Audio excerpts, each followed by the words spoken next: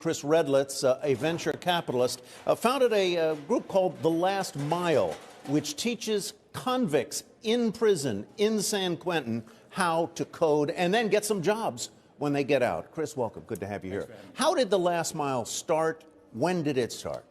We started in 2010, and I was invited into San Quentin, which is pretty close to San Francisco, to do a talk to a group of men about business and entrepreneurship.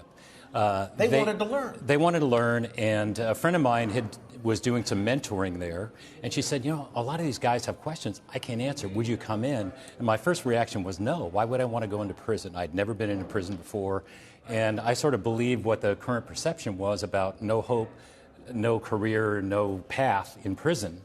But I relented, and I did go in. I went in one night, and I was really planned to do about a 30-minute talk. That 30-minute talk turned into about a 3-hour discussion. And what I discovered there was there's a lot of talent, desire of people inside who really wanted to build a better life after they served their time. Guys were actually handing me business plans they'd been sitting on for a while because they had no one to give them to. So that was sort of the aha moment in a sense of how it started and what we could do. And these were felons, some of whom were in for assault or weapons charges or gang-related or murder, homicide. Everything. And you taught them coding. How do you teach coding in a prison where there is no internet? Well, it's a big challenge, right? We can't have direct access to the internet. The men can't. You know, I say men today, we're in men's, women's, and youth facilities.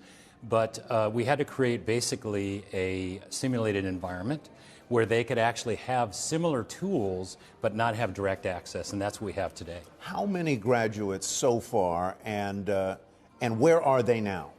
So we've educated over 500. There are over 70 that are in the workplace today, mostly in California, but they're working for technology companies and non-technology companies, but many of our recent grads who are now software engineers in software companies in San Francisco. So you've educated 500, 70 are in the workplace. Where are the remainder? Still in prison? Yeah, most of them are still inside because there is a period of time that we educate before they get out of prison. Before they get out.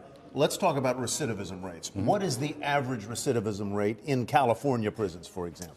You know, it's varied between 50 and 60%. And that was really a disturbing number for us when we started getting involved. Like, you're investing in people, they're coming back to prison. That's a bad investment for taxpayers. So what is the recidivism rate of those 70 who are out in the workplace so far? We have not had one person reoffend. It's zero today. Zero? Zero. And some of them are making incomes from what to what? Well, we have people in the Valley as software engineers that are making six figures. Six-figure salaries. Six-figure salaries. They have come out, they have learned a skill, they have put it to work, they are not going back to prison. How are you expanding? Are you expanding outside of California into other states as well? We are. Today, we're in 5 states. We're in 19 classrooms. We're in Indiana, Kansas, Oklahoma. We just opened in Michigan. And our goal really is to be across the country in the next several years. We want to be in at least 50 classrooms in the next several years. Who pays for this? You know, it's a combination of government, but mostly private sector and foundations. It was really important that we engaged the private sector. Google is a big sponsor of ours, Stand Together, Chan Zuckerberg, Kellogg Foundation, the Simon family in Indiana.